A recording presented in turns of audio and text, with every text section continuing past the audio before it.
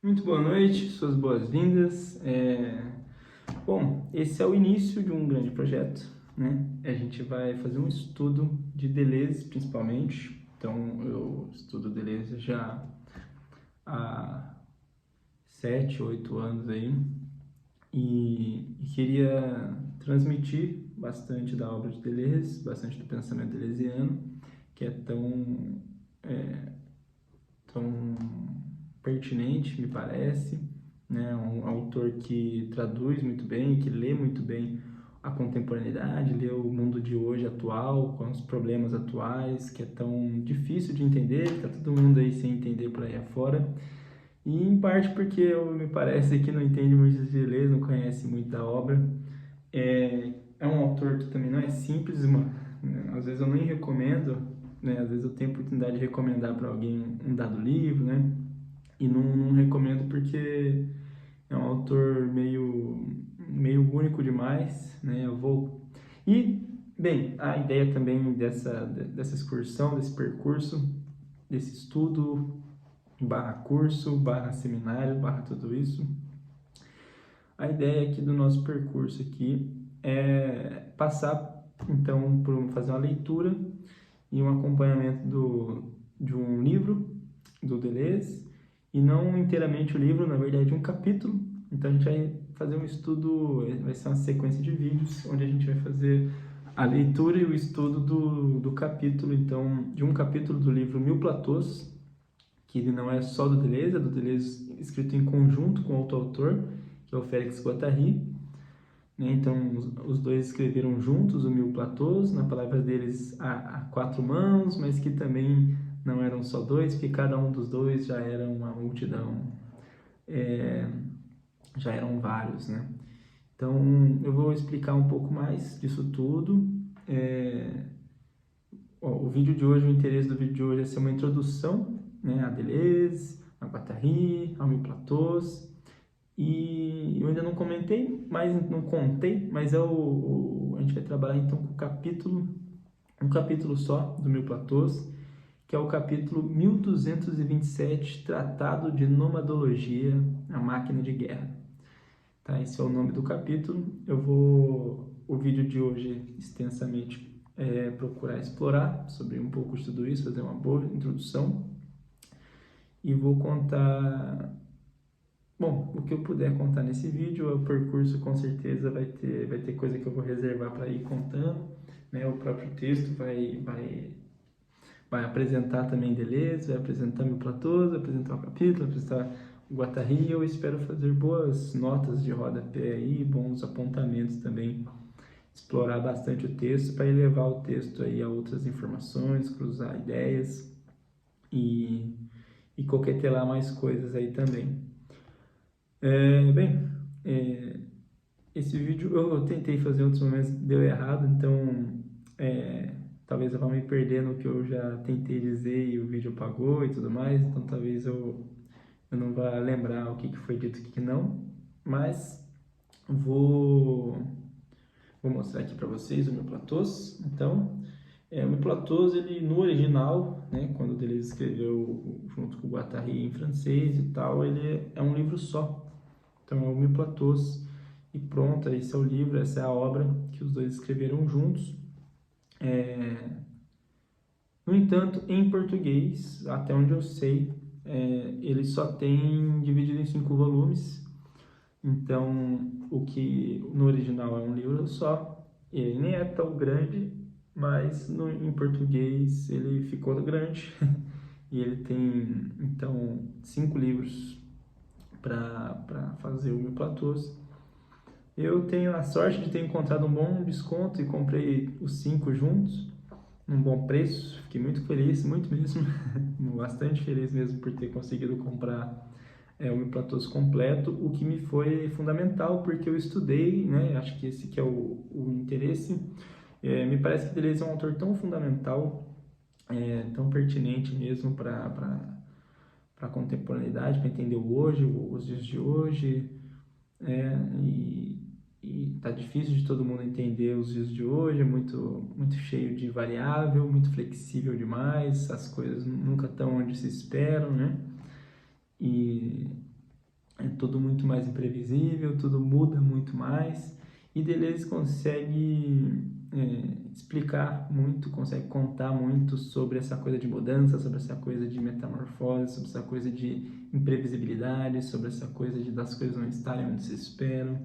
Deleuze é um autor fundamental nesse sentido, e ele vai explicar bastante coisa aí, ou pelo menos ele vai ser expressivo aí de bastante coisa, vai conseguir transmitir bastante ideia muito rica para se entender o hoje, tá? Então, parte então desse percurso vai se apresentar um autor tão fundamental, uma obra tão fundamental para a gente viver a vida de agora, e bem, por onde começar? Eu vou tentar falar muito rápido sobre um percurso meu, pessoal, porque eu ficar com vontade de falar, vai ficar engasgado, então já vou falar, matar logo no ninho isso, e vou explicar um pouco como que eu comecei a estudar Deleuze, que foi, então, o livro que a gente vai tratar, o Tratado de Nomadologia, o capítulo que a gente vai tratar aqui, foi escrito, então, pelo Deleuze e pelo Guattari, mas o que eu realmente me aprofundei em estudar foi Deleuze, né? E eu quero também, a parte desse estudo, minha formação também de conseguir transmitir, de conseguir assimilar e sintetizar. É um autor bastante difícil de dar uma síntese, assim, Deleuze não, é bastante fugidio. O tratado vai tratar bastante sobre isso, vai explicar e expressar muito, vai ficar muito claro como é difícil de definir Deleuze por duas palavras, então ele é muito múltiplo, eu vou explicar já já.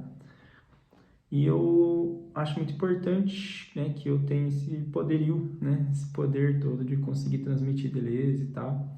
E esse estudo também passa pela minha formação e de conseguir passar para você que está me ouvindo agora, ainda aqui aos 7 minutos, que me parece, né, esse autor. E eu acho que às vezes não tem muito material sobre Deleuze, então espero eu estar produzindo uma coisa que contribua aí também para os materiais deleuzianos. Pelo menos não é que eu não tenho muito, eu não encontro muito, eu encontro bastante, eu sei de muito material de Deleuze. No entanto, me parece um autor fundamental demais, tipo assim, a envergadura dele, a pertinência dele, me parece que ele é muito mais necessário, assim, de se encontrar por aí.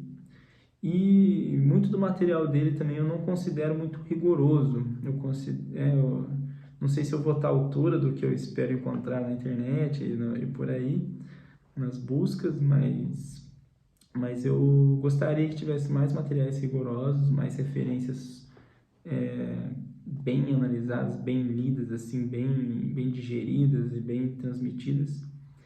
E não que seja ruim, né?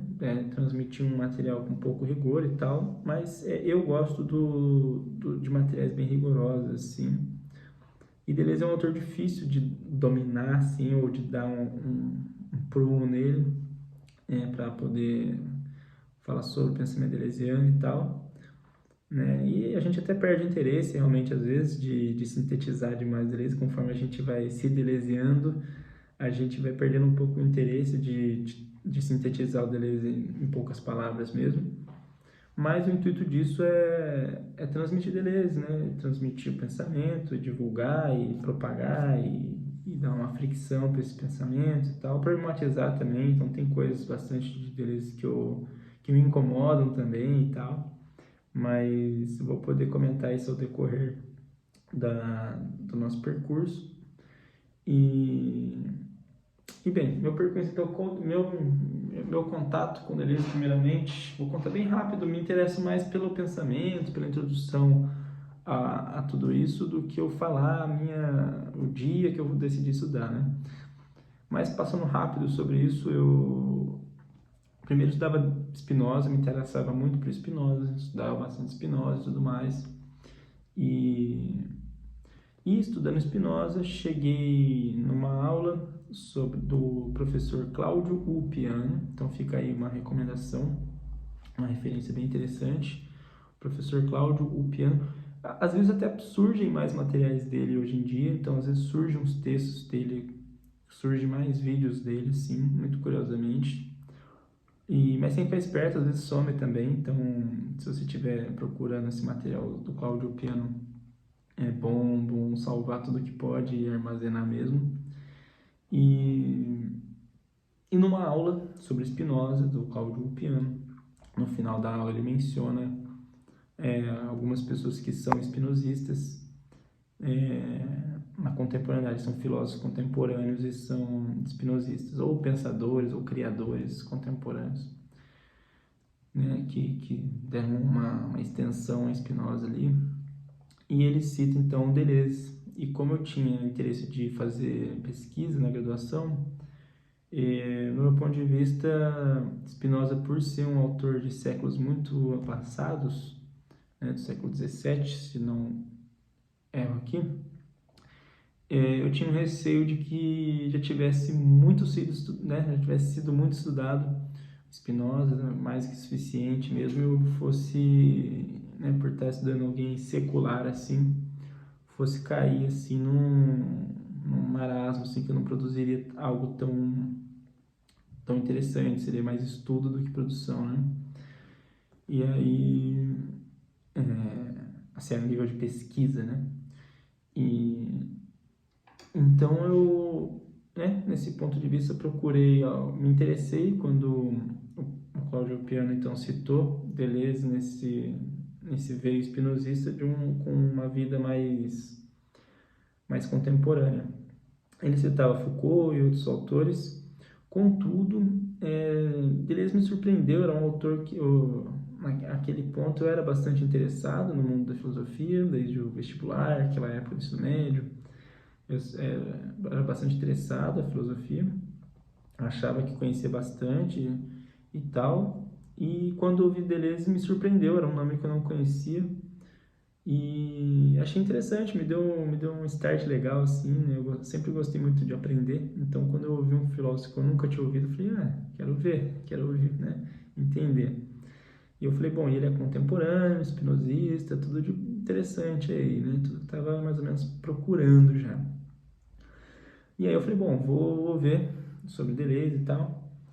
E encontrei aí a maior referência que eu vou poder dar agora inclusive é uma excelente referência para dar numa introdução ao pensamento de Deleuze, né, que é um conjunto de 16 aulas do professor Roberto Machado. Então, Roberto Machado, um baita professor, um baita mesmo, um professoraço, assim, é muito minha referência, assim, entre outros, mas é um professor exemplar mesmo, no sentido de que Deleuze é um pensamento muito complexo, muitas vezes. Às vezes ele é simples, né? A gente dá pra falar, uma flauta da diferença, e beleza. Mas levando a sério, assim, ele traz... E principalmente quando você entra em contato mesmo, você vê que tem Deleuze ele foi um professor, acho que isso vale dizer, né?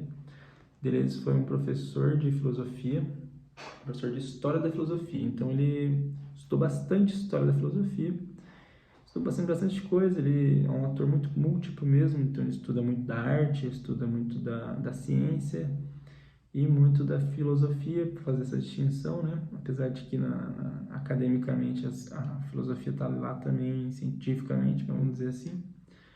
Debatível, vai estar também no texto, então vou deixar isso mais para frente. Mas, então, Deleuze, ele mesmo tinha muito rigor de estudo acerca de uma história da filosofia, sobretudo, né? Então, e o Roberto Machado teve inclusive aulas com o próprio Deleuze, fez curso, o que ele mais fala é o curso sobre Foucault, mas foi em outras palestras, outros cursos, outras mesas, aí, outras ocasiões aí com Deleuze. E é muito interessante também ver as aulas do Roberto Machado. Ele fala que às vezes Deleuze passava uma aula inteira falando, e às vezes no livro aquilo vinha como uma nota de rodapé curta. E ele fala, poxa, você vê como é rico uma aula, né? Uma aula do Deleuze que também é bastante reconhecido, assim, quem foi numa aula dele e escreve isso num texto elogia bastante as aulas dele. É possível encontrar no YouTube também aulas do próprio Deleuze. Muitas delas vai ter que encarar um preto e branco em francês, né? Quase um filme francês aí, quase um pouco mais denso, um tanto mais denso, difícil de dar de assistir tudo de uma tacada só. Mas o bom do YouTube é esse, não precisa assistir numa tacada só, dá para assistir metade, um terço num dia, outro terço no outro. Mas o professor Roberto Machado tem essa maravilhosa virtude de ter podido debater coisas, por exemplo, do Deleuze, com o Foucault e com outros estudiosos ali bem fortes, né? O professor Roberto Machado, inclusive, ele que traduz para o Brasil o doutorado do Deleuze, que é o Diferença e Repetição, que é a principal obra do Deleuze, então é o Diferença e Repetição, né? O Deleuze depois vai variar em torno mais ou menos do Diferença e Repetição, então é a principal referência. Quem sabe no futuro não faço a leitura do Diferença e Repetição aqui, não sei se eu dou conta, para ser franco, é um livro, a versão que eu tenho é uma versão bem antiga, então tem coisa lá que tem em grego e não tem tradução, e não vou conseguir ler aquilo, né? Não vou conseguir saber do que se trata às vezes. Então, mas vamos um passo de cada vez.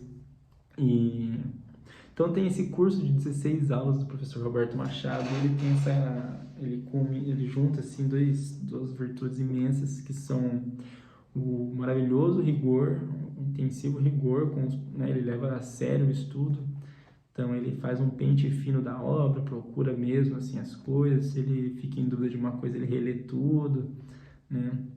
E por exemplo, ele dá vários exemplos. Deleuze não é só spinozista, como é nietzscheano, então Deleuze valoriza muito o pensamento de Spinoza para o próprio pensamento dele e valoriza muito Nietzsche.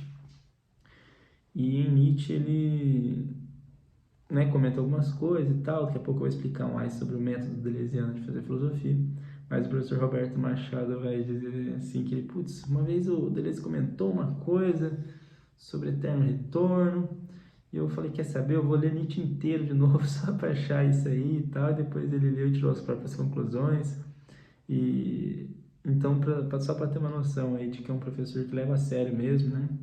Às vezes filosofia não tem um olhar tão sério, às vezes o pensamento em si fica uma coisa vaga, né? E nesse caso não, a gente está falando de uma escola mesmo de pensamento e de estudo que vai estudar com muito rigor tudo isso. E eu valorizo bastante isso. Então não quer dizer que propriamente eu acho ruim os vídeos com menos rigor e tal, eu acho que também estão aí, né? Tem o Imposturas Filosóficas, que é maravilhoso, né? Tem vários canais aqui, vai ser injusto eu escolher três, mas tem vários lugares que a gente encontra muito do pensamento deleuziano com um pouco mais de fluidez também, eu acho maravilhoso, adoro, consumo muito, mas eu gosto muito e é uma coisa que eu meio sinto falta, é esse rigor com o pensamento deleuziano, que é um pensamento realmente difícil, exigente para se ter rigor, né? Realmente um pensamento muito fugidio e quando ele tem um rigor ele é complexo demais, assim. Quando ele se propõe a discutir muito sério um tema, é muito complexo mesmo, muito profundo às vezes. E ao mesmo tempo é um tipo de complexo que é sobre o complexo, que é sobre um conjunto, que é sobre muitas coisas, não uma coisa só. Então, às vezes é mais fácil rigor com uma coisa que a gente reduz a uma única, e no estudo deleuziano essa coisa ela vai abrir sempre. Então, isso também bom, a gente vai ver aqui no texto, né, conforme a gente for avançando, que não é tão, que tem coisa que quando a gente toca lá no complexo mesmo, tem dimensões de dificuldade muito interessantes e muito legais, na verdade, mas que não são fáceis, né? É legal para mim, eu gosto disso, eu acho muito legal e eu quero, né, se possível, transmitir o máximo disso. Mas retornando a nossa cascata aqui de pensamento, o Roberto Machado ele consegue conciliar tudo isso, toda essa dificuldade. Ele fala que, beleza, era o estudo dele mais difícil, né? Ele estudou Foucault, estudou Nietzsche, estudou fenomenologia, a princípio, se não me engano, não lembro se era Husserl mesmo. Estudou Proust, né, no final da obra dele. Estudou algum bocado de coisa e beleza, ele fala que eu trabalho para burro, né? Então, né, se Roberto Machado diz isso, eu então, mero mortal, mas vou contar né, um pouco, vou tentar realmente pegar, não vou falar tudo de uma vez só, mas então eu recomendo esse conjunto de aulas e foi meu primeiro contato, né? Foi uma excelente referência. Um ponto importante realmente é esse de que o Roberto Machado traduziu o Diferença e Repetição, né? O professor Roberto Machado junto com o professor Luiz Verlande. Eu vou contar um pouco mais também disso em alguns momentos aí, em algumas outras oportunidades. Mas o meu contato foi nessas aulas. Depois que eu comecei a ver essas aulas e tudo, eu vi que uma professora, a coordenadora do meu curso, ela tinha colocado no e-mail da sala, né? No e-mail da turma da sala, um link com todas as obras do Deleuze para baixar, não lembro se era todas ou a maioria. E como eu não conhecia Deleuze, aquilo passou batido. Depois, quando eu fui revisitar o e-mail da turma, eu encontrei aquilo e fiquei muito contente. Então, li Deleuze muito por aqueles links, baixei todos. Acho que não todos, nunca baixei todos, eu acho. Mas na própria universidade tinha diálogos e tinha mais um. Não lembro se era conversações, acho que não, mas tinha um outro lá de Deleuze também. E bom, Deleuze tem bastante obra, vou retomar então um pouco. Então eu comecei a estudar Deleuze nessa toada, eu saí de Spinoza aí, né, nesse curso, depois começou minhas leituras e depois então minha pesquisa, onde eu trabalhei justamente esse capítulo, por isso que eu escolhi ele para falar aqui. Acho que é um capítulo que eu me sinto um pouco mais à vontade de falar sobre. Eu estou arriscando aqui minha autoridade, né? Não é sempre que a gente dá conta de passar por um tema assim tão em público, mas esse acho que eu me sinto um pouco mais à vontade aí de improvisar. Né? O vídeo de agora é um improviso total, né? Tá muito claro isso, espero, eu imagino. Tá claro que eu estou improvisando, não tem roteiro nenhum, tô falando algumas coisas que me ocorrem, que eu conheço, e vou tentar falar o fundamental, principalmente agora, então, que eu poderia comentar agora, né? Bom, então a gente vai tentar passar por esse tema que eu estudei. Eu acho que eu já falei toda a minha parte pessoal, né? Então, Deleuze, como eu comentei também, ele é um historiador da filosofia, e a princípio era um professor acadêmico. Vocês vão ver que no texto ele vai comentar também sobre a questão do professor acadêmico, do professor de filosofia, né? Como, enfim, vou deixar para o momento do texto, mas ele é um professor acadêmico, né? E de história da filosofia, dessa matéria, e que a gente vai ver bastante. Inclusive, uma outra referência muito pop da filosofia, curiosamente isso existe aqui no Brasil também, é o professor Clóvis de Barros Filho, né? Então, o professor Clóvis de Barros também comenta bastante Deleuze.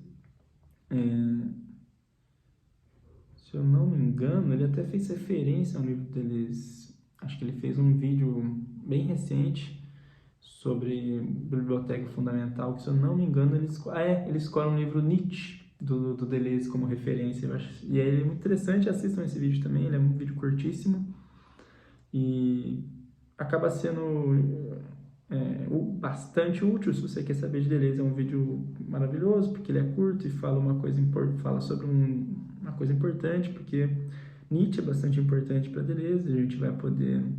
Vou falar hoje, acho que sobre isso, acho que é interessante falar na introdução, inclusive, de tão importante. E o professor, eu vou aproveitar e vou contar, então, nesse vídeo, o professor Clóvis de Barros, ele apresenta um dos livros. O Deleuze, se eu não me engano, ele tem 2 livros que são doutorado. O Nietzsche, eu não tenho certeza se ele é também. Eu acho que não. Mas... Bom, pode ser que seja, então, desse nível, digamos, desse calibre de que pode ser que seja. que ele tenha feito Nietzsche e Diferença e Repetição ao mesmo tempo, se eu não... Pode ser alguma coisa assim. Acho que ele escreveu 2 livros sobre Nietzsche. Bem, então, Deleuze, para Deleuze, Nietzsche é bastante fundamental. O que a gente mais encontra dos comentadores de Deleuze, assim, Deleuze nunca fez questão de fazer um cânone dele próprio, né? Qual que é o cânone deleuziano. Deleuze nunca fez tanto isso tão diretamente. Ele fez um cânone vasto durante sua obra, né? O que seria o cânone dele. Ele valorizou aí o cânone dele na obra dele, mas o que é mais, assim, alta prateleira, assim, digamos, para Deleuze seria, então, Spinoza, né? Seria um filósofo capital aí para ele. Nietzsche, então ele seria bastante Nietzscheano mesmo, e sempre fugidio, então nunca ele diria que ele é nada, né? Nunca ele diria que ele é deleuziano, que ele é espinosista, que ele é nietzscheano. Apesar de que, daí o último autor aqui que eu ia mencionar é o autor Bergson, e ele escreve um livro chamado Bergsonismo, então é onde ele mais chega perto de dizer que ele é bergsonista, digamos assim, né? Mas, então o autor Bergson, e é um autor, esse autor Bergson é um que eu espero muito por ele, porque, bem, deixa eu pausar aqui pelo cachorro, peraí. Fiz uma pausa muito curta, acho que eu vou manter com o cachorro e tudo. Bom, então o Bergson é um autor que eu não vejo a hora de pegar nele, porque parece um autor super interessante, assim, e tal. E acho que eu vou gostar muito, assim, de conhecer o pensamento do Bergson e em seguida pegar o bergsonismo para ler. Mas é aquela coisa que vai mexer muito com o coração, né? Beleza, inclusive, eu acho que uma coisa muito vital sobre eu estar apresentando tudo isso, você está acompanhando até aqui nesses 27 minutos. Acho que o mais importante de tudo isso, eu acho que é uma coisa que pega muito na leitura e no estudo de filosofia, de psicologia, né? Que são muitas vezes leituras, isso eu falo muito. Eu tenho uma irmã que lê muito, né? Eu incentivei ela muito a ler e de repente perdi a linha, né? Ela lia muito mais que eu. E E ela brigava comigo, falava, pô, Rafael, eu leio às vezes um livro por semana, leio um livro, sei lá quanto livro no ano, e se às vezes demora muito tempo num livro, às vezes um livro fino, né, um livro disso aqui, eu leio às vezes um aqui, né, e tal. E eu falo, pô, Ana, mas os livros que eu leio mudam minha percepção de universo inteiro, né, então não são simples de ler, né, não só porque é difícil a leitura em si, né, o texto, mas a gente digerir aquilo muda muito a nossa perspectiva, a nossa dimensionalidade da vida. Então são textos que a gente tem que digerir assim existencialmente, às vezes um dado livro, uma dada informação, né? Eu espero que isso aqui ajude um pouco nesse sentido, né, de ter que digerir também uma nova dimensionalidade do universo, mas Bergson imagino que vai ser assim comigo, vai mexer muito com o coração ali. E eu vou precisar levar a sério Bergson, senão não vai dar para ler como ler Turma da Mônica, assim, né? Eu vou ter que me envolver de certa maneira com aquela leitura e tal, então vou deixar para um bom momento, tenho feito um percurso de formação minha e estou priorizando isso. Mas estão aí, então são os 3 pensamentos aí que mais influenciaram Deleuze. Tem outros, desde Kant. Essa aula do Roberto Machado é sobre isso também. Ele coloca pensadores que influenciaram ali um curso sobre arte e filosofia. Então, ele faz acho que uns 3 vídeos de introdução, pensamento de Deleuze. Então, são uma introdução muito melhor do que essa, né? Por enquanto, né? Por enquanto, espero eu desenvolver bem durante o curso aqui, durante o percurso aqui, o poder de conseguir explicar e falar sobre Deleuze muito mais. E, e lá ele fala então, no início são 3, acho que mais ou menos, aulas sobre introdução. Depois ele fala os pensadores, os filósofos, né? Então os filósofos aí que que são fundamentais no percurso do Deleuze ali das obras. E depois passa para os artistas, né, da literatura, no caso, né? Então, literatura e filosofia, o curso do Roberto Machado, e aí na literatura ele fala ali de alguns autores e tal, e ele repete bastante que ele já tinha dado um curso sobre pintura antes. Deleuze é muito ligado ao cinema também. Uma das últimas obras do Deleuze, se não a última, mas acho que não seja a última, tem essa questão que é o que é filosofia, né? Então ele faz essa distinção entre filosofia, a arte e a ciência, e ele vai falar um pouco ali sobre isso. E isso acaba sendo interessante de saber, porque ele realmente vai usar muito esses campos no pensamento dele. Sobre o Mil Platôs, já vou partir para essa, né? Já na metade aqui talvez do vídeo, mas sobre o Mil Platôs, então, qual que é a questão, como que é a pegada desse livro? Primeira coisa é que ele é um livro meio... é uma continuação.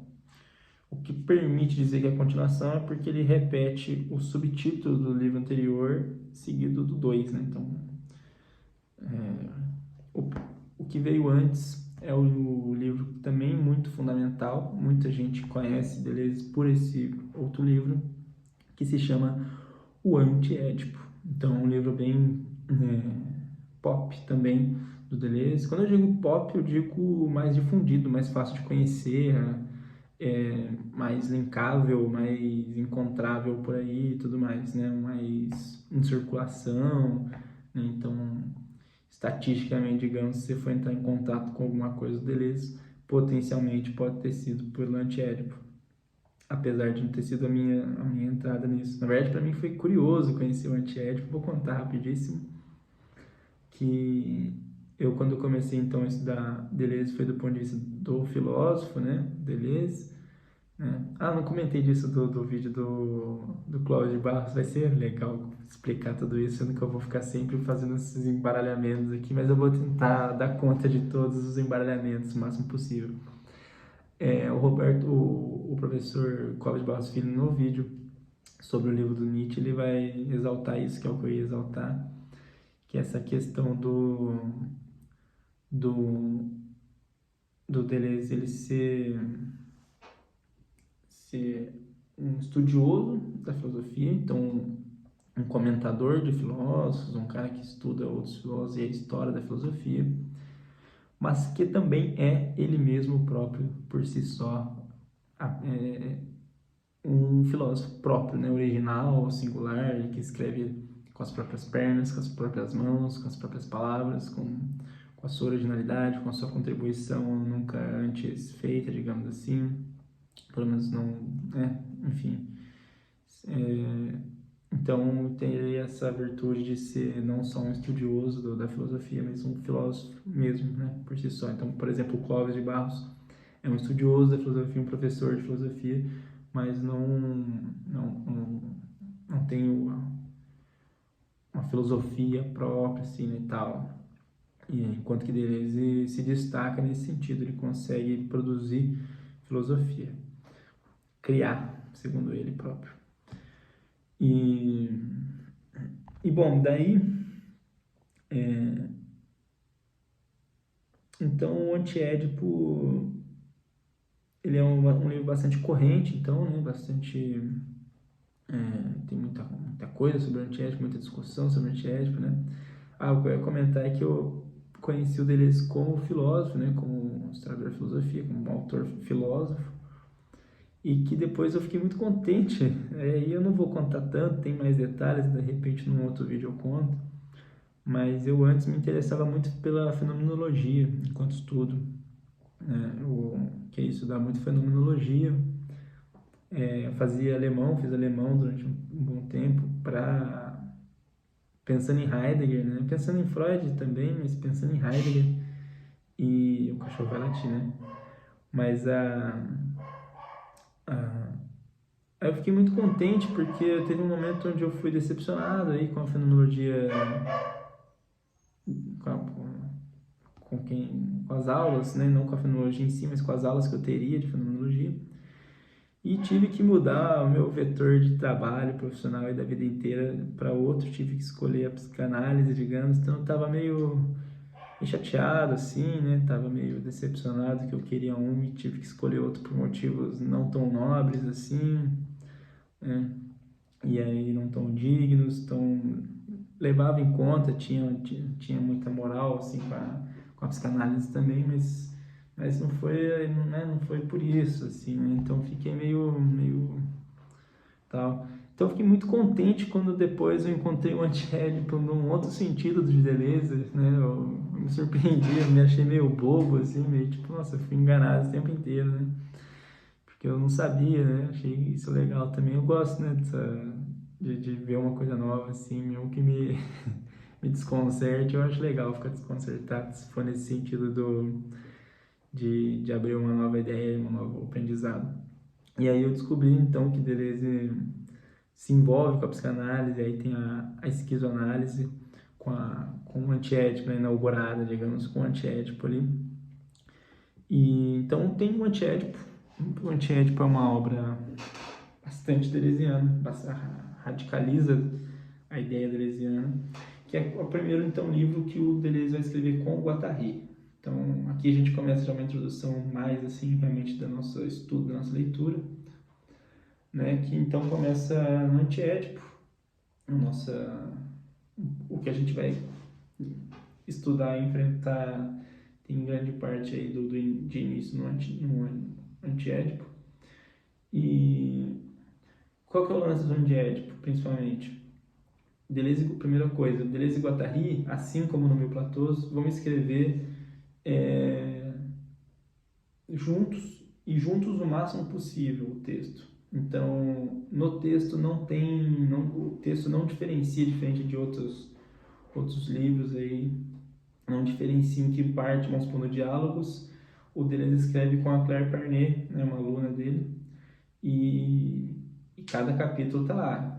Um capítulo Deleuze, outro capítulo a Claire, um capítulo Deleuze, outro capítulo a Claire, está assinado embaixo, que aqui foi o Deleuze que escreveu, aqui foi a Claire que escreveu, né, que é realmente o mais comum, o mais propositivo com o campo da ciência, né, tal. Mas o antiédipo, ambos reivindicaram, fizeram questão de que não teria, não estaria discriminado ali, não estaria apontado, não estaria precisado ali quem escreveu o quê. Então é um livro maciço dos dois, teoricamente, né? Ele é assim promovido, né? Uma escrita, então, onde a gente não sabe, nunca saberá, em tese, é, quem contribuiu com o que ali e tal, né? Tem coisas bastante deleuzianas, bastante guattarianas, mas também tem um pensamento muito provocado, eclodido aí do encontro dos dois mesmo, das conversas férteis que os dois podem ter tido, das trocas de carta ou de textos, enfim, e de como eles editaram e tudo mais, que faz com que o texto confunda os dois como autores ali, né? Então, acho que não simplesmente confunda os dois como autores, mas cofunda os dois como autores, né? E então o Antiédipo foi escrito assim, é, e, e o Antiédipo, ele eu não tô com ele aqui agora, não vou lembrar totalmente as coisas assim, mas também é um percurso interessante da gente fazer leitura. Talvez eu fosse privilegiar o Diferença e Repetição, mas o Antiédipo também seria bastante interessante.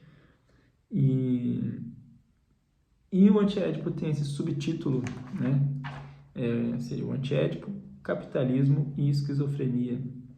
Né? Um subtítulo e tanto aí, né? Um subtítulo já né? Explosivo aí. E o Mil Platôs, ele dá para dizer que ele é um 2 porque ele é uma consequência aí, ele vem depois do Antiédipo. Ele é diferente, ele consegue ser bastante diferente já do Antiédipo. Eu gosto mais do Mil Platôs, eu tenho um carinho, uma afeição maior pelo texto do Mil Platôs, o que não é tão comum, em geral. todo mundo frequenta muito mais o antiédipo, e eu frequento muito mais o Platô, assim, né? Não tem nada contra um, então assim, mas é uma questão, sei lá, acaba sendo, basicamente. E então eu gosto muito de reler, de voltar aqui nesse texto, também por isso me sinto confortável de falar aqui, né? E no antiédipo, só para, né, não é o nosso intuito aqui falar só sobre o antiédipo, mas ele então vai discutir a psicanálise, e não só a psicanálise, né? Claro, como sempre. Deles é bastante múltiplo. Acho que eu me interesso principalmente em explicar sobre a multiplicidade, acho que isso tem a ver com os textos. Então, para eu chegar lá, vou fechando algumas guias aqui abertas, mas o antiédipo ele encara um pouco, principalmente a psicanálise, né?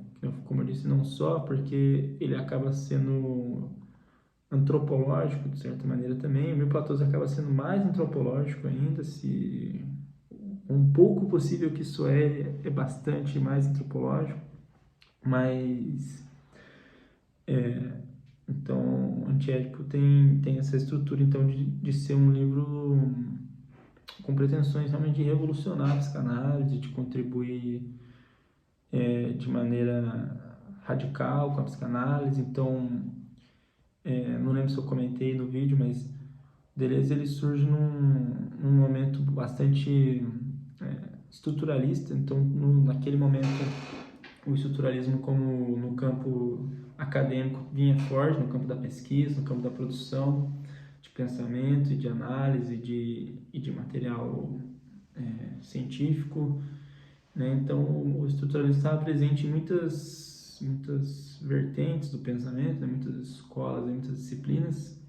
Então tinha o estruturalismo na antropologia, tinha o estruturalismo na linguística, o estruturalismo na psicanálise. Então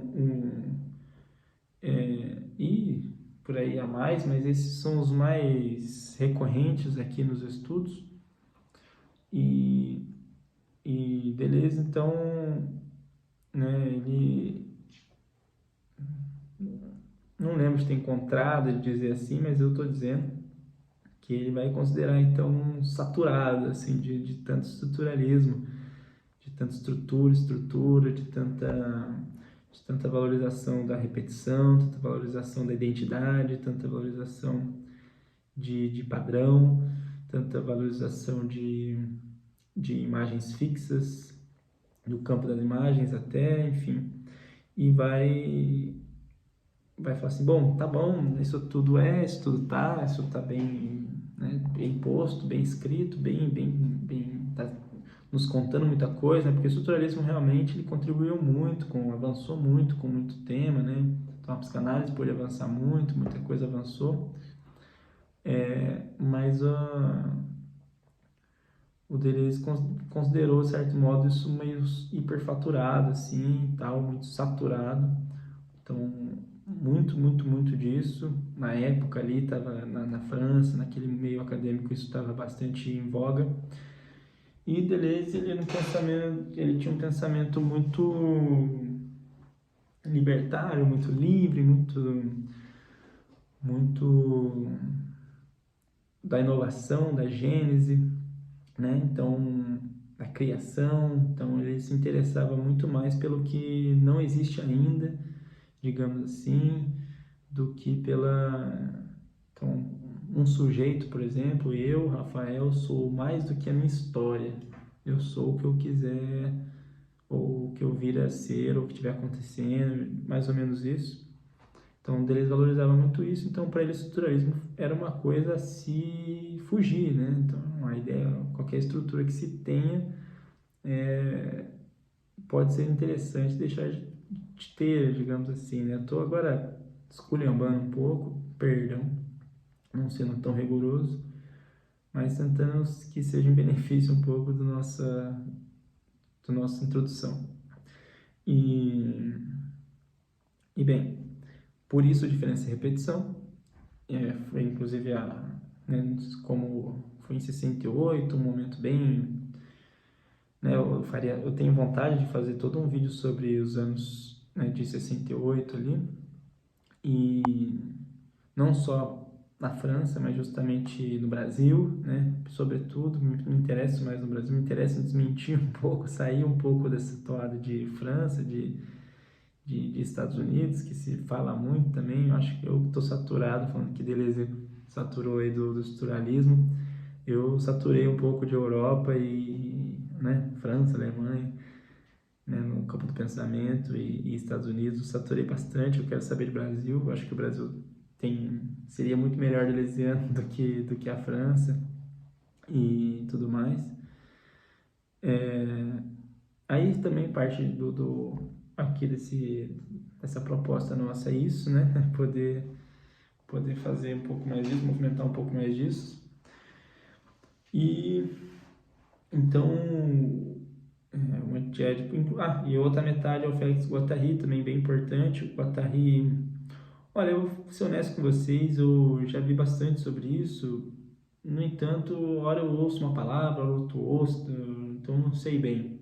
Para ser honesto com vocês, é que eu não sei bem se o Guattari foi analisando, né, se ele fez análise com Lacan.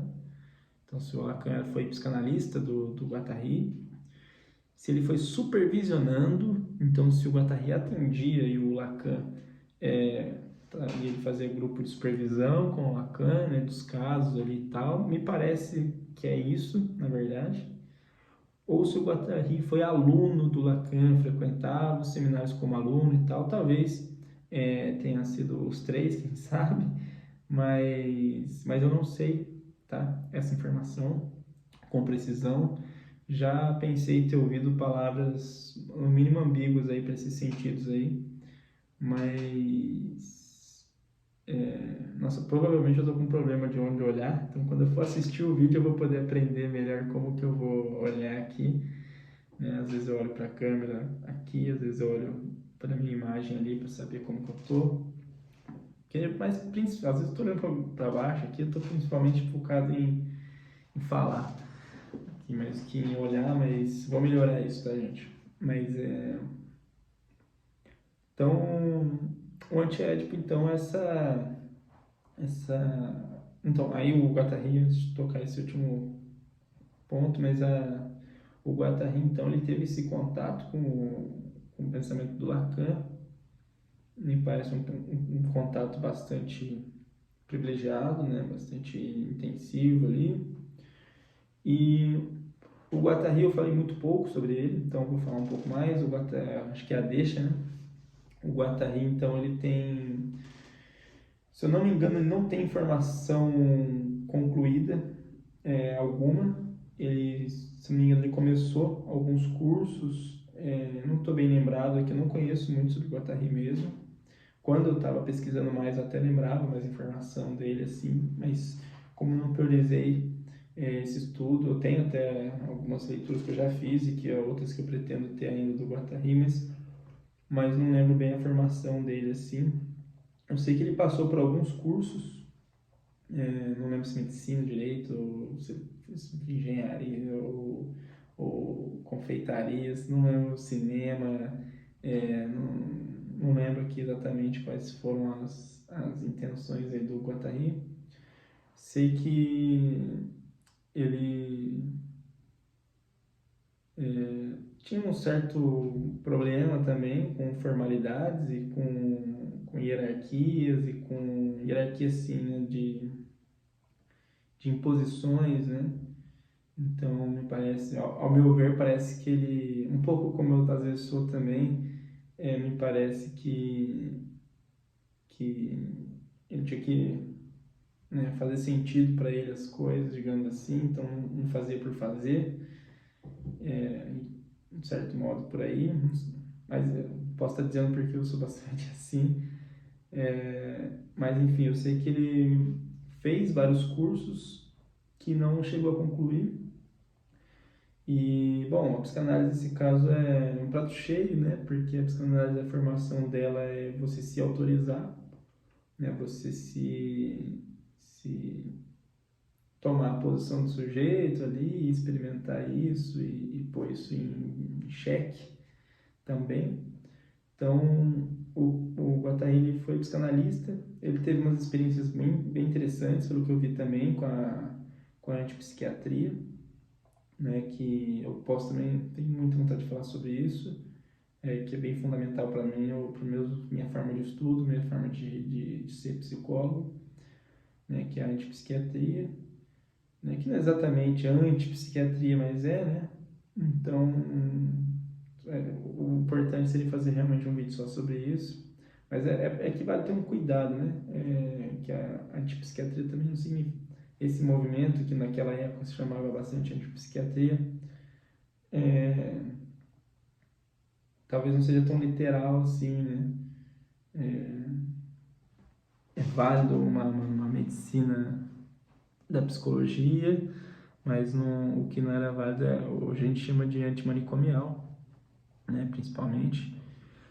Então o Guattari ele teve experiências muito ricas aí no campo antimanicomial e a psicanálise dele era bastante ligada a esse campo antimanicomial. E aí só uma nota de rodapé, queria falar que eu estava até pensando esses tempos, conversando com alguém, quando eu, depois de refletir com uma posição que não é fácil de tomar, mas eu estava pensando bem assim, até acho que combina com essa coisa do saturado, do deleuziano, do europeu, do estadunidense, que eu pensei assim, poxa, acho que bati o martelo, na verdade, comigo, de que considero a Nise, né, Nise da Silveira, muito melhor que Deleuze, se fosse para colocar numa hierarquia, certamente a Nise. Uma espinosista também, vale muito dizer, recomendo muito. Tem um livro maravilhoso dela, curtíssimo, fácil de ler, delicioso, assim, um livro assim, chuchu, beleza, de se comer com bolo e tomar um cafezinho e ler isso. Eu pretendo fazer, posso ser que eu faça as leituras desse livro aqui, que é o Cartas para Spinoza, da Anísia da Silveira. É um livro que ela fica agradecendo, é como se fossem, acho que 6 cartas, 7 cartas, que ela fica agradecendo de Spinoza na vida dela, né? Ter tido contato com esse pensamento, tudo, fica valorizando ali, fica enaltecendo, fica comemorando esse pensamento, né? Claramente um Spinoza já póstumo, né? Já falecido. E deixa eu ver só aqui os horários aqui, beleza. E bem, eu estou dizendo isso para comentar do antimanicomial, né, que a Anísia é fundamental e tudo, e a psicologia e tudo.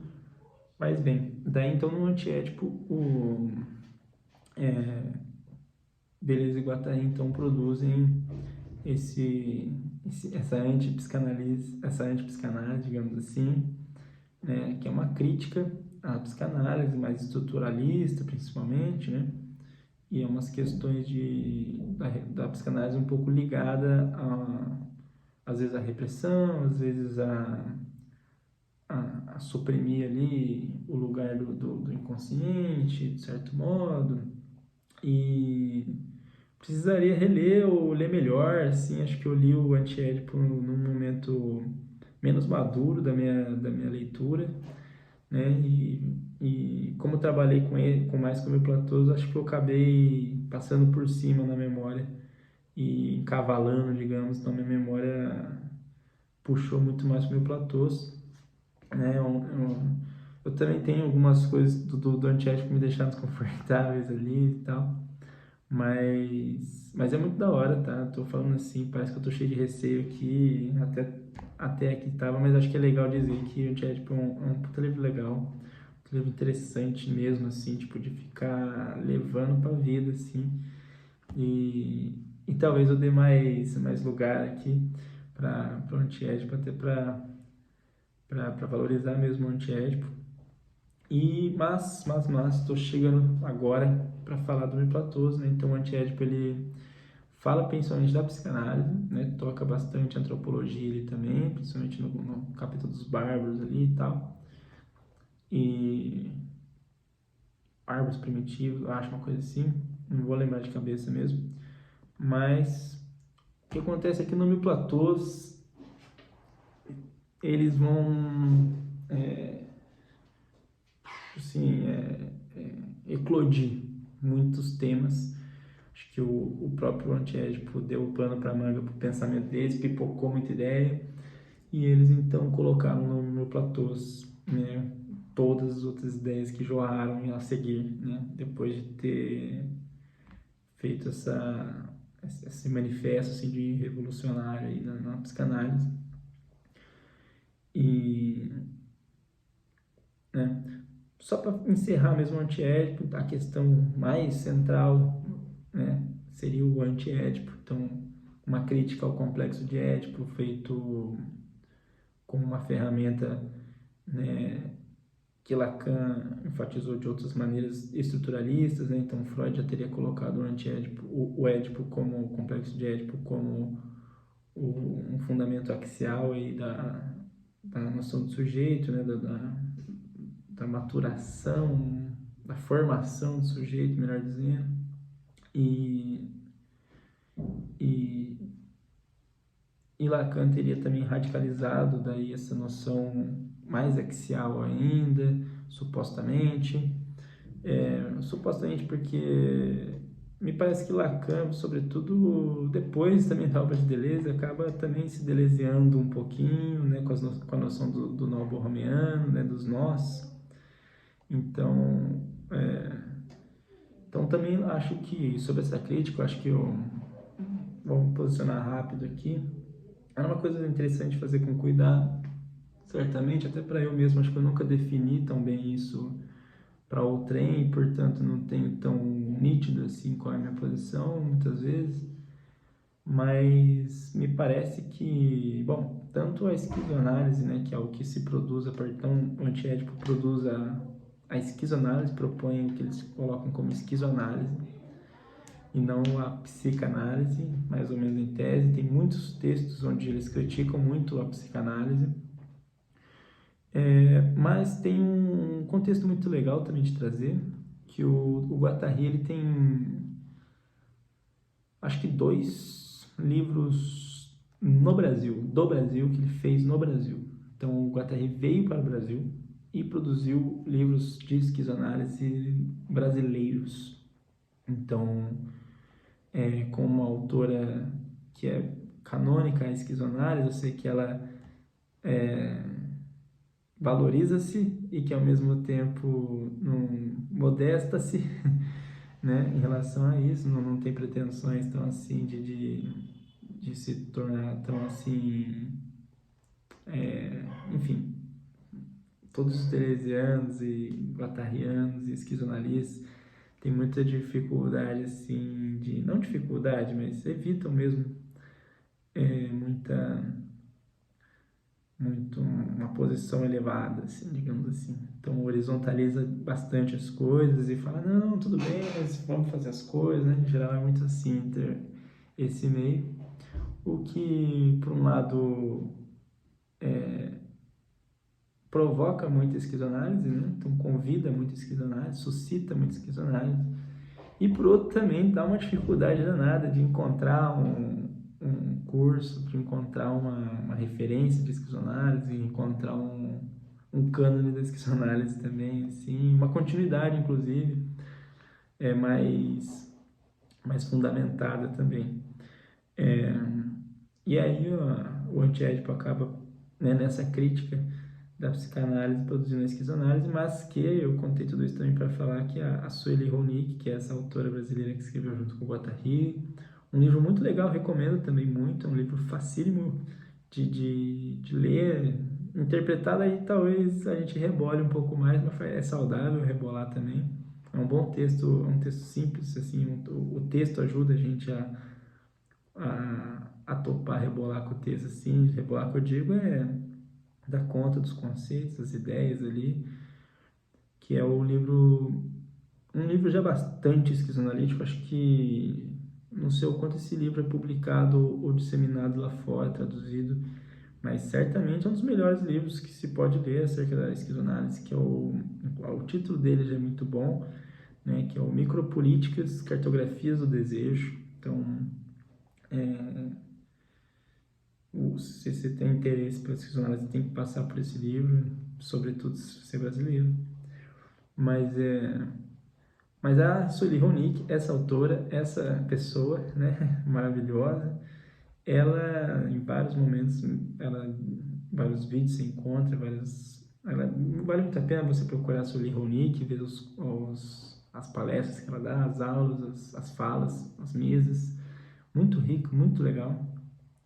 E ela sempre se diz, ela fala, não, eu reivindico que a psicanálise, sim, né, sou da esquizoanálise, e a esquizoanálise é psicanálise, então, né, a esquizoanálise não desmente, não abandona, não se opõe à psicanálise, ela é psicanálise, eu sou psicanalista, ela diz.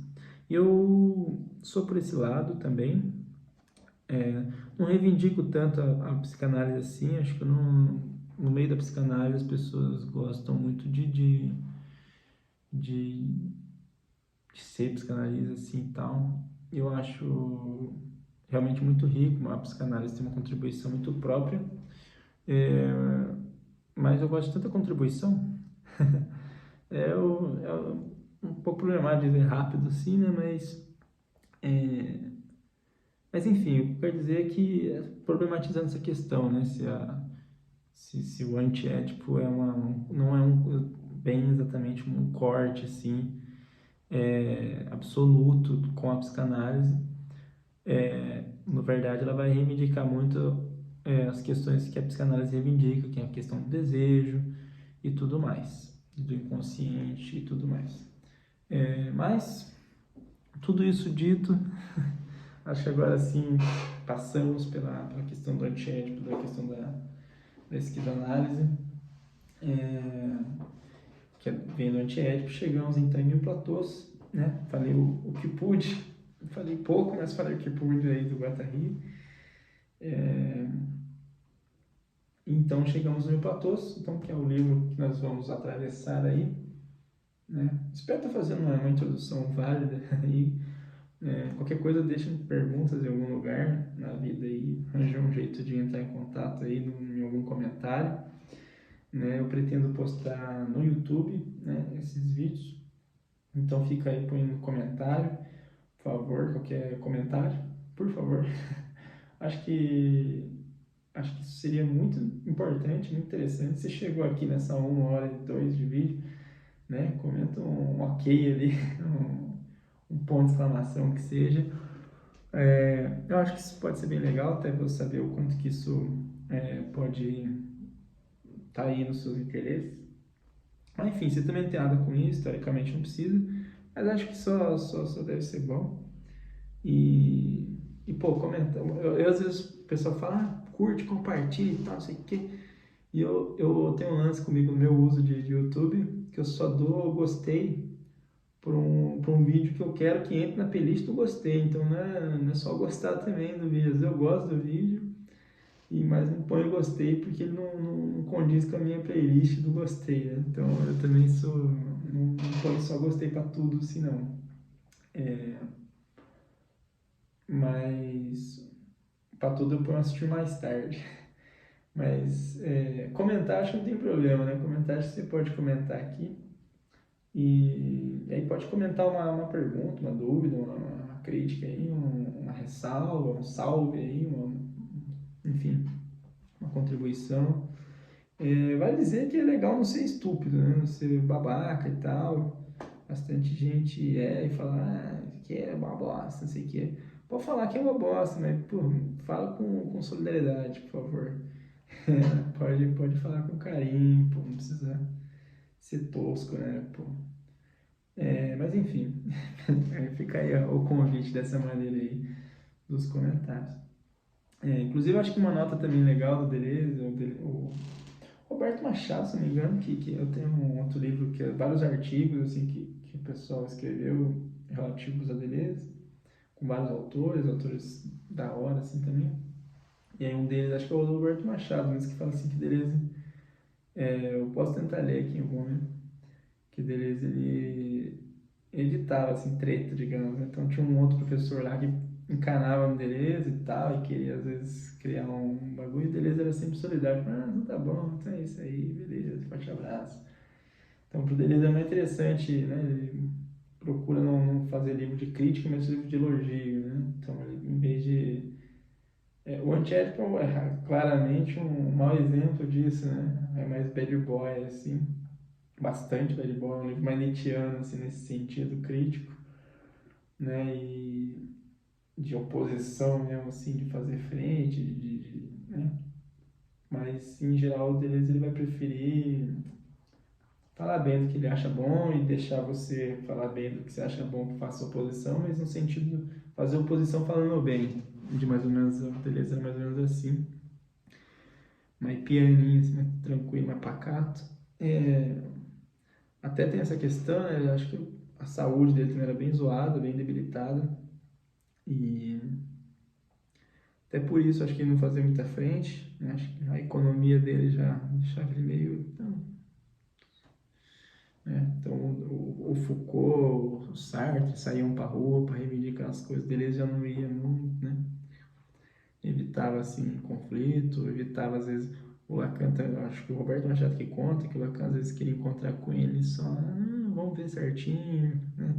Mas também não falava que não quero ver você e tal, não tinha uma coisa assim, mas às vezes, né, tinha esse jeito, porque eu também não sou inteiramente assim, eu sou bastante do conflito, bastante radical, mas muitas vezes eu também sou por esse lado, assim, de permitir que você fale destrutivo pode ir lá e eu vou falando o produtivo pode cá e tá tudo certo.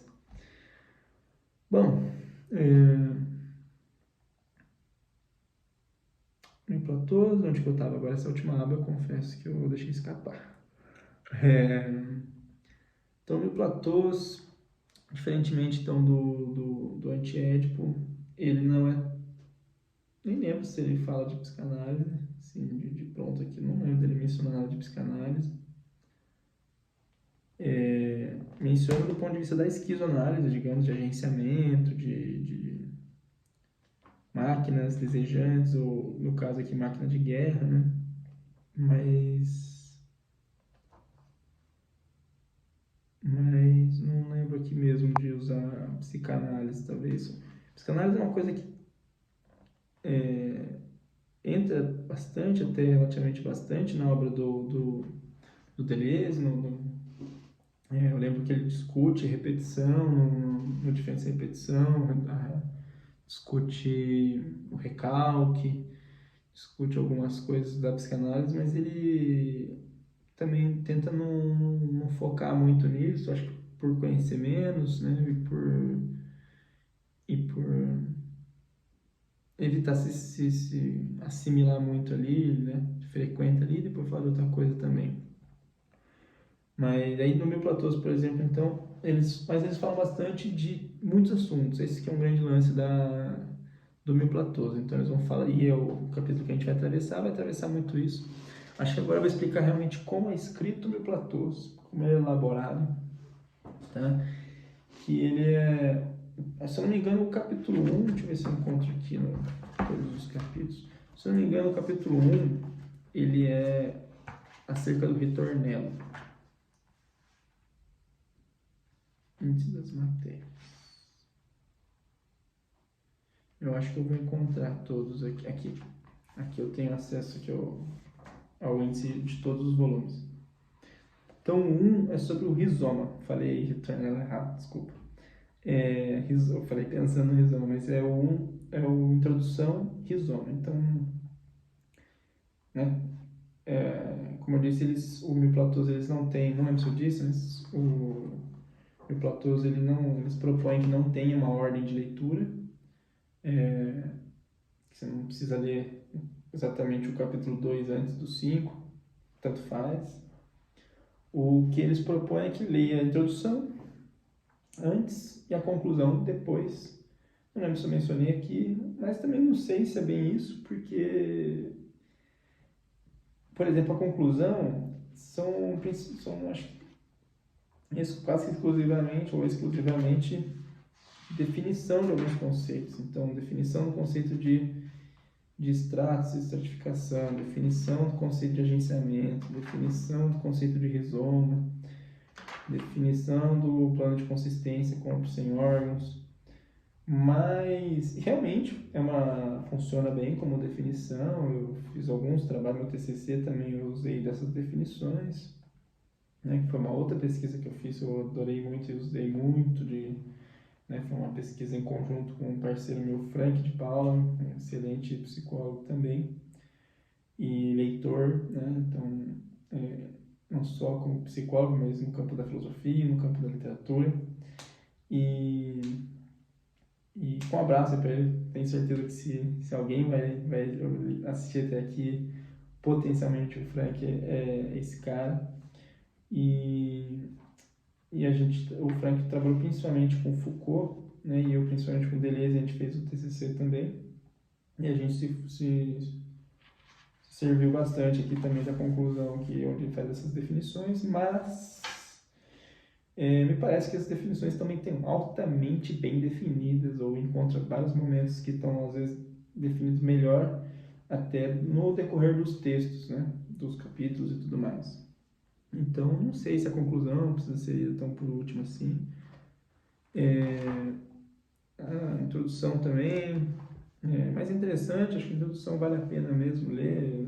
Acho que tanto faz, mas faz bem também ler ela em primeiro. Ela comenta essa coisa de escrever a quatro mãos e tal.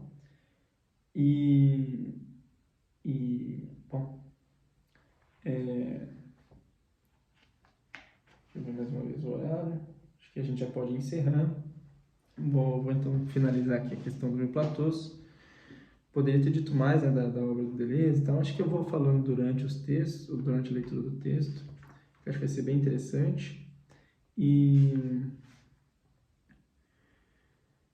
bom, daí os capítulos são, então, em tese, podem ser lidos de qualquer ordem, desde que, né, tenha a introdução e a conclusão. E a introdução é sobre o rizoma, e isso realmente já apresenta um pouco a concepção do Mil Platôs. Não sei porque tem esse nome, não, acho meio besta, assim, o nome, meio não transmite tanto, assim, né? Mas a ideia é de que os capítulos eles colocam que são meio platôs e tal, mas o lance é que os capítulos, né, são horizontais, vamos dizer assim, não estão escalando, não tem um melhor que o outro, não tem uma ordem, né, não tem que vir um antes do outro, um prepara para o outro. Na verdade, tem a questão do rizoma, né? O rizoma, ele vem da biologia, né, que são raízes que crescem, né, ao contrário de uma raiz meio arborizada, como uma árvore que tem um centro axial, esse centro que diminui, vai diminuindo, digamos assim, e que tem um fundamental. O rizoma não tem um fundamental, ele é múltiplo, né? Acho que a questão da multiplicidade foi uma que eu deixei passar, né? E da diferença também, na verdade. Não mencionei tanto a diferença, mas aliás, só um pedacinho aqui, só porque eu deixei passar, que eu tava no Roberto Machado, o que eu tava, não lembro se eu cheguei a falar, foi que ele combina bem o rigor com o modo simples de falar e de transmitir e tudo mais. Só porque eu me senti mal se eu não voltasse nisso, mas é que eu falei só do rigor, eu acho, mas o que o Roberto Machado, então, ele combina esse teu rigoroso com uma maneira muito gostosa de ouvir e legal de falar. Acho que por isso que eu recomendo também as 16 aulas, porque ele tem um dom de ser muito legal para falar coisas que difíceis de ouvir, de lidar, de assimilar e tudo mais. Mas voltando, o rizoma, né, já falando de maneira rizomática, o rizoma então ele está aqui, uma hora vai para lá, outra hora vai para cá, outra hora vai para cá, e tudo é tão canônico quanto qualquer um pode vir a ser de repente, assim. Então, por exemplo, uma árvore, falando da parte de cima, assim, né? Uma árvore tá, a árvore tem um tronco, o tronco ele é o fundamento, ele não sei o que, ele é forte, ele é postura e tal, não sei o que. Aí vira os galhos vão só diminuindo e ficando mais magricela e quebradiço, não exatamente isso, né? Vai tendo as folhas, tudo que vão, enfim. Mas no rizoma não, como se tudo fosse tronco, tudo fosse capaz de ser canônico, não tem um gravetinho que vai diminuindo. Do gravetinho já vira tronco de novo. Então o rizoma é um estilo de raiz que tem essa horizontalidade assim, em relação ao que é mais importante. Qualquer coisa pode nascer de qualquer coisa e virar. É um pensamento difícil de explicar tão rápido, apesar de já ter explicado rápido. Mas é o que acontece nesse texto, nesse livro. Curioso. É o que acontece nesse texto. Então, os capítulos em si, como a gente vai ver, por exemplo, vou dar um exemplo aqui. Então, o nosso capítulo é o tratado, vou voltar aqui atrás, no índice geral. O nosso capítulo aqui que a gente vai atravessar é o tratado de nomadologia, máquina de guerra. Eu vou explicar ainda o que é isso, mas os outros capítulos são acerca do ritornelo, devir intenso, devir animal, tal, micropolítica e segmentariedade. E são outros capítulos, tá? Outras atenções. Alguns regimes de signo, rizoma, aparelho de captura, o liso e o estriado. Contudo, no Tratado de Nomadologia, a Máquina de Guerra, que seria um texto onde discutiria o conceito de máquina de guerra, por exemplo, e não está dito no título, mas o aparelho de Estado também é tão discutido quanto máquina de guerra, são sempre lado a lado aí discutidos. Ao mesmo tempo, aparece à torta direito os conceitos de aparelho de captura, de liso estriado, de segmentariedade, enfim. Então, os capítulos estão todos embaralhados mesmo, então o conceito que está sendo apresentado em um aparece no outro, máquina de guerra também aparece em outros capítulos, então é bastante embaralhado. O livro em si, então já é uma dimensão e uma camada de misturado, a apresentação dos conceitos. Então, se está sendo apresentado um conceito, ele vai ser explicado por outro conceito, e esse conceito, quando você vai procurar, ele vai estar apresentado por outro conceito. Então, é um léxico muito um todo, assim. Então você tem que pegar um todo para poder ir compreendendo, mas esse todo não existe porque ele vai se abrindo, e isso é uma maneira bastante deleuziana de apresentar os conceitos. No caso do Miplatoso, então, ele é um bom exemplo, é uma boa transmissão de Deleuze por esse sentido também.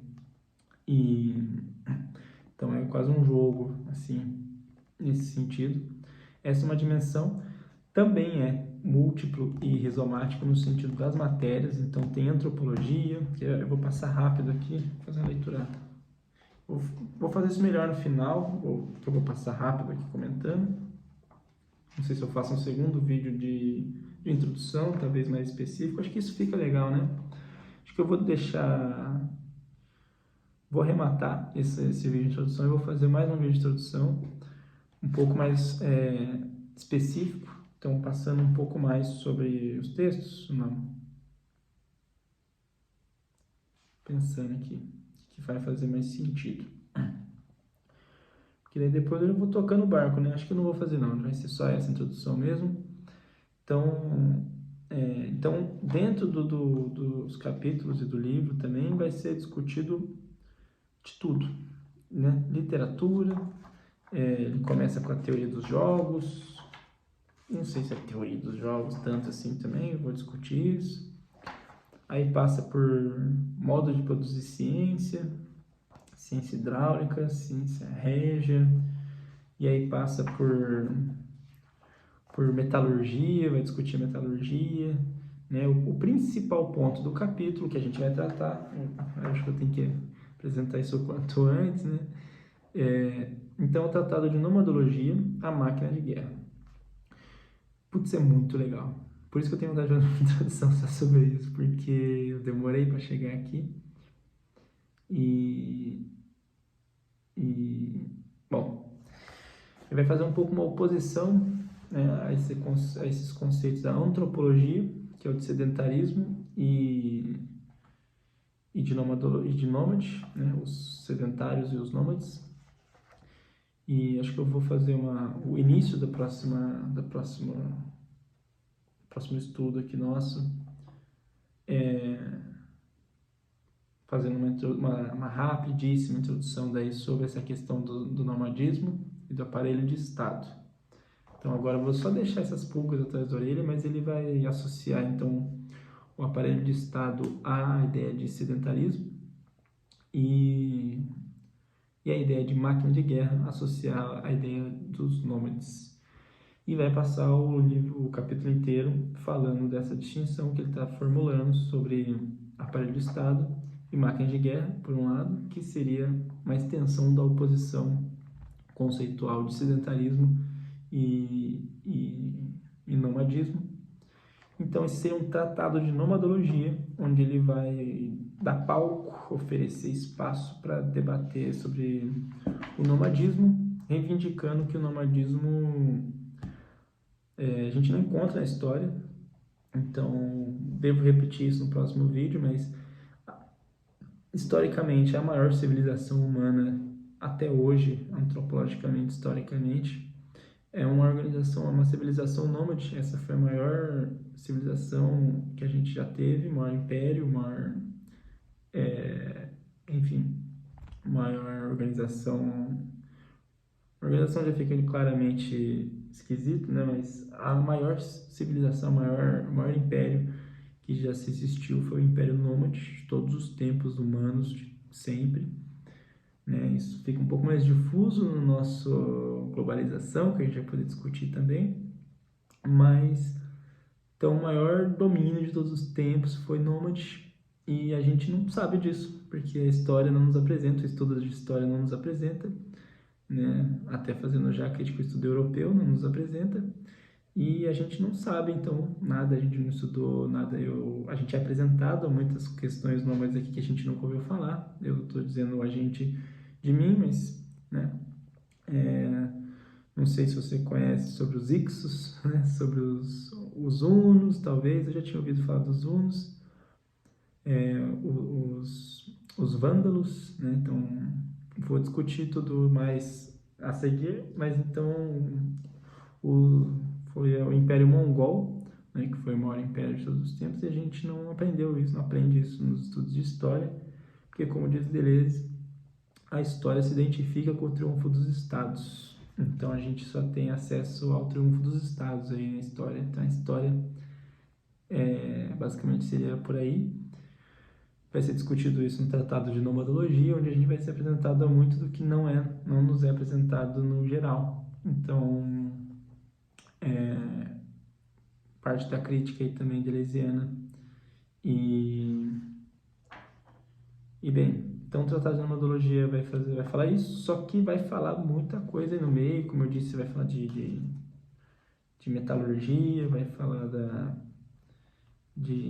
até chegar nos dias de hoje, até chegar no aparelho de Estado hoje em dia, como ele funciona no capitalismo, né, onde o Estado não é mais tão Estado, né, mas ele é muito atravessado pelo mercado, né, como o mercado tomou muita frente das questões políticas, né, como o Estado serve, né, as questões políticas, as questões econômicas, na verdade, né, como o Estado acaba sendo um pouco bastante uma ferramenta, né, da empresarial, né, das empresas, digamos assim, das grandes corporações, das grandes, enfim, dos grandes veios capitalistas, e como a gente cada vez mais precisa entender o capitalismo também para entender a contemporaneidade, né, para entender como circula o dinheiro, como funciona a segurança, como funciona... Bem, acho que agora, se eu for falar às pressas, vai ficar tudo ruim, mas eu vou poder enfrentar o texto junto e comentar, e vai ficar realmente a qualidade muito boa. E espero, né, ter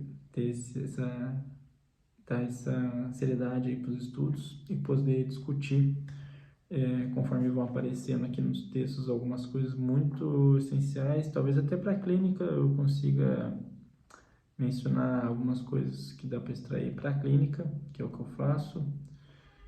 E bem, e poder discutir tudo isso, essa riqueza de texto, de coisas que o texto apresenta, principalmente sobre o nomadismo, que é uma área onde os estudos são extintos, são abolidos, onde não se tem acesso, não se encontra, né? Eu já tentei estudar sobre nomadismo depois desse texto e vi que eu vou ter que fazer realmente uma arqueologia do saber para poder fazer esse levantamento, porque muitos dos textos sobre os nômades são já em oposição a eles, né? Então já são de antemão encontrando defeitos, problemas e horrores, e pavores e terrores e horrores, obscenidades e hediondosidades e já colocando já aí já prejudicando aí o estudo. Mas então é isso que a gente vai enfrentar aí junto, espero que juntos. Mas então tratar de nomadologia, mil platôs, essa confusão, essa marofa de conceitos, vai ser bastante coisa, tá? O grande problema desse livro, desse texto, é que a nossa cabeça fica pensando milhares de coisas ao mesmo tempo. Já vou adiantar esse problema aí. E boa sorte com pensar muita coisa, com ter muitas ideias, com muitas críticas, muitos projetos, muitas formulações a serem feitas. É realmente uma bica no formigueiro aí, um chute no formigueiro dos pensamentos aí. E espero dar conta dessa eclosão toda aí junto aqui. Então, muito obrigado se você eventualmente me ouviu até aqui. Se eu deixei passar alguma coisa, comenta aí. Se você achou interessante, comenta aí. Se algum ponto você já tem interesse maior, de uma pergunta, uma ideia, um interesse mesmo, uma inquietação, um comentário, uma contribuição, uma gracinha, pode deixar aí. E é isso. Muito obrigado. Eu me despeço. Uma ótima noite e vamos dar seguimento aí, vamos dar continuidade aí nesse enfrentamento desse capítulo que eu acho um barato, que eu acho muito legal e que me deixa muito inquieto também, me deixa puto às vezes com o mundo, às vezes me deixa revoltado, me deixa bravo, me deixa inquieto, né? Esse é um texto que eu lembro que eu não podia ler antes de dormir, porque eu demorava muito a dormir, madrugava às vezes tendo ideias, tendo concepções de mundo. Então vamos mexer com tudo isso agora. É isso, muito obrigado mesmo por acompanhar até aqui. Tomara que isso seja do seu interesse, mas principalmente tomara que isso seja oportuno, que isso funcione, né? Como Deleuze colocaria, se isso funciona ou não funciona, tomara que isso caiba bem aos seus olhares da vida, né? Seus olhares ápticos, né? Caiba bem para sua visão de mundo, para sua leitura, para sua sensação de mundo, né? Para sua estadia na Terra, na vida. E é isso. Um forte abraço e muito obrigado mesmo. Valeu.